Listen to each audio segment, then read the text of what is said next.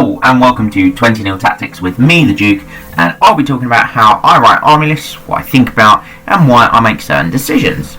Now, if you're a regular watcher of these 20 Tactics snippets, you'll know the Lawmaster has already done a snippet with his own take on competitive army lists. So today I'm going to be giving you a bit of a different perspective and maybe some new ideas for you to take away and put into your own army building. First up, I think the most important part for me is making sure you understand and complement the sort of inherent strengths of the army that you're writing the list for.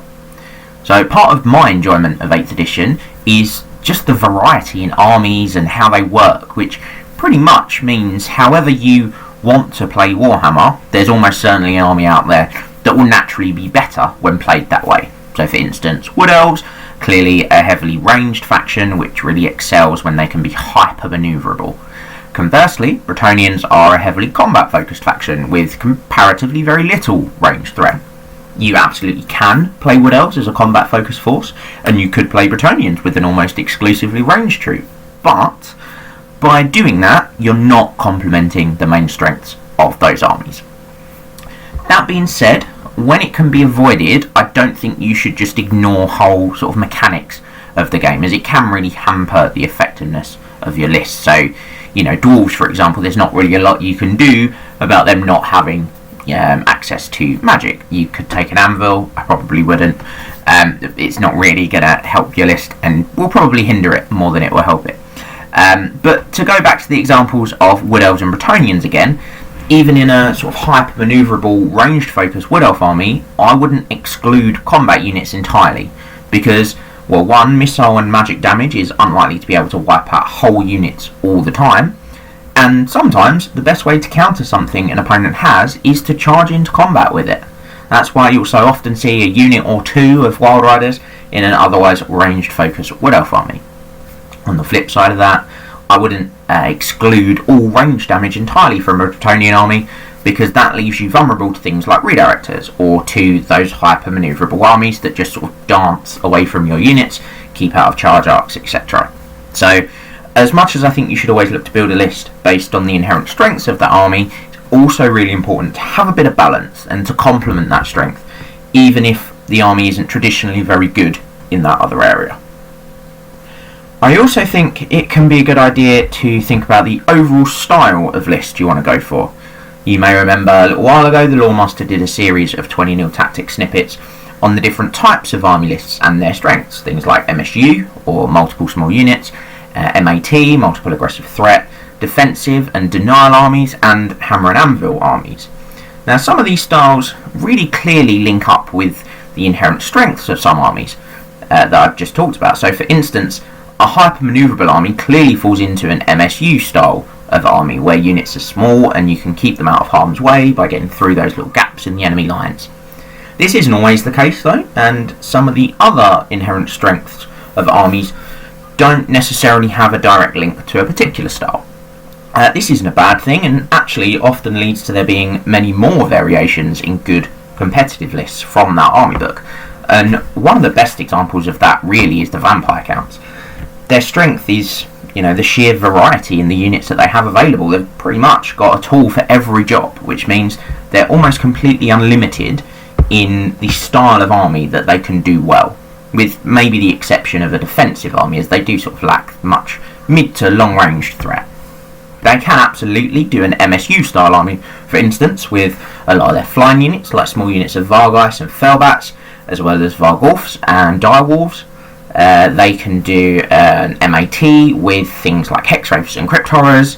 They do denial lists very well with a couple of Mortis engines, giving everything a regeneration save, as well as obviously being able to raise up any models that they've lost throughout the battle. And they can do hammer and anvil with arguably their most traditional list of a blend of Vampire and Terrorgeist, with some Crypt Horrors to act as that anvil. Now these lists will all look very different to each other, but they'll each play into that different style. So once I've got the sort of rough outline of what I want the list to do and how I want it to do it, I'll get into actually putting the units and characters together.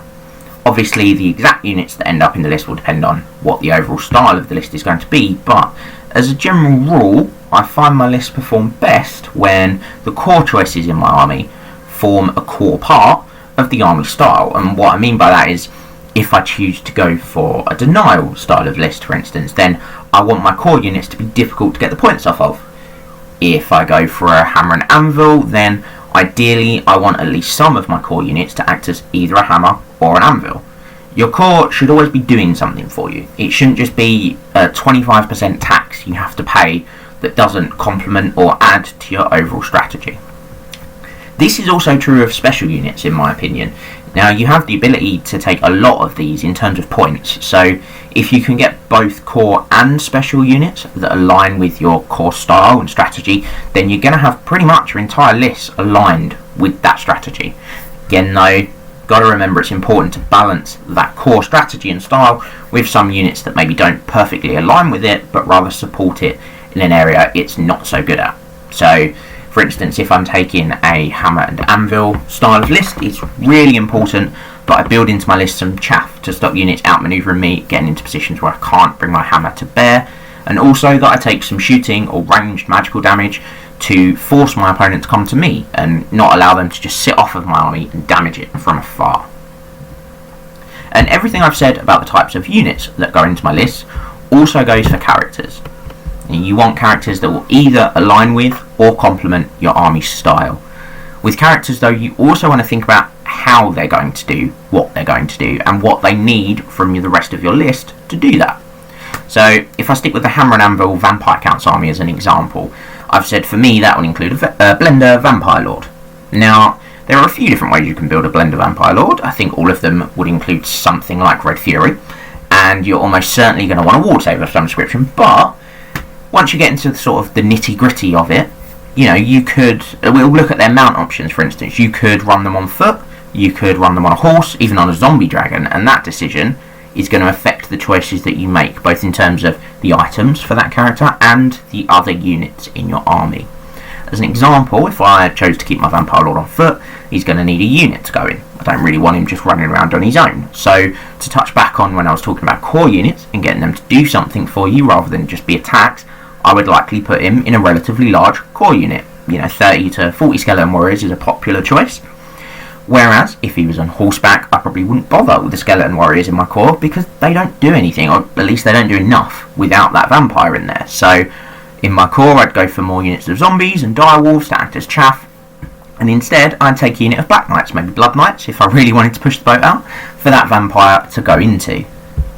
And finally, if I chose to go all out on the Lord, put him on that zombie dragon, then I wouldn't go with the cavalry, but would instead take bigger units of direwolves in my core with unit champions, so that they're fast enough to pretty much keep up with the dragon, and they can go into combat with him, stop the Lord from being stuck in a challenge with an enemy unit champion, which is what we all hate with Red monsters. I'd also take more monstrous units to try and either protect the Lord and the dragon from the cannonballs, or at least just provide, you know, multiple targets for those war machines. Again, maybe things like Vargeist that can get over and deal with those war machines quite quickly. Now, the final thing I'm going to talk about is, of course, the law or laws of magic to choose. So all you dwarf players can probably just skip this bit. But sometimes you don't really have a choice about what law of magic you take. Orcs and goblins, for example, Skaven as well, they're extremely limited in their options. And things like Vampire Counts, Tomb Kings, Ogre Kingdoms, they've got to have at least one wizard on their army-specific law. But the rest are all reasonably free to choose. There are some other restrictions across the other armies, but they're all reasonably free to choose. And just like with the types of units and characters you take, the law of magic you choose should either align with or support the overall style of the army.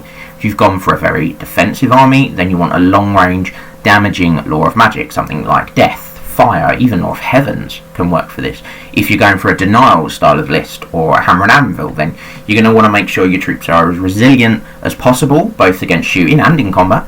So you want a more augment or hex focused law, like life, beasts, or shadow.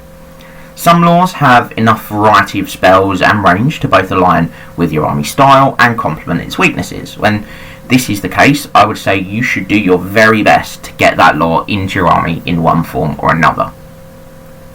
Now, everything I've said so far can be applied to level 1 and 2 wizards, but it is more useful on those higher level wizards, simply because you'll have a better chance of getting the spells you want from that lore that you choose. When it comes to low level wizards, and particularly level 1s, I think the decision about their lore should be taken based on the usefulness of the signature spell of that lore, and if that specifically is good for your army. Because in some cases, the signature spell can be quite different from what the rest of the lore is like. If you take Light, for example, it's only got 2 damaging spells. Net is more of a control spell than an actual damage spell, but it's only really got 2, and one of those is the signature. So Light is actually a really good lore of magic on a level 1 if you just want a damaging lore, a damaging spell. So that's hopefully given you a bit more of an idea about what I think about when I'm writing a list. And before I go, I wanted to give you an example of a list I've written, talk through some of the decisions I made. So I've got a Dark Elf list here. That's not your typical Dark Elf list, but then I'll go through the list and then go through why I've made some of the decisions. So the list itself is a level 4 Supreme Sorceress. She's on the Lore of Life with the Crown of Command and a Dispel Scroll. Now I've got a Master BSB with the Enchanted Shield, Sword of Anti-Heroes, other Trickster Shard, Heavy Armour and a Sea Dragon Cloak. Sorceress level 2 on the Lore of Dark Magic. She's on a Dark Pegasus and has got the Tome of Furion. Then in my core I've got 2 units of 7 Dark Riders, both with repeater crossbows and shields. Then 2 units of 12 Dark Shards with Musician, Standard Bearer and shields on both. Then in special I've got 25 Executioners with full command, 2 Reaper Bolt Throwers and 2 War Hydras, and in rare I've got 2 units of 5 Doomfire Warlocks and a Charybdis. So some of you may recognise this list as one I wrote quite a while ago, and actually wrote an article for the channel about it back when we did those. So what went into this list then? Well, I wanted a different style of list to what I'm used to, and I realised that at the time that I wrote this list I hadn't really used any MAT or multiple aggressive threat style lists, or at least not that much. So that's what I went for. Another core concept of the army, which doesn't really fall into any of the standard styles, is that I wanted it to be all about psychology. So there are those 3 terror-causing units in the monsters that were a big part of the list. Obviously, the big drawback with the list relying on psychology is that there's quite a lot that's just immune to psychology, whether it causes terror itself, whether it is immune to psychology, even causing fear can really negate it, or just has high leadership. So to counter that, I've included a lot of shooting. So this both helps me deal with those units where terror isn't going to help me, as well as giving me the ability to make eligible units panic, which goes back and aligns to the core strategy of the army. For the laws of magic I've gone with Life and Dark. So with the number of monsters I've got, the lore attribute from Life is very useful for the army. And this is actually something I didn't talk about when I was talking about why you should choose certain laws of magic.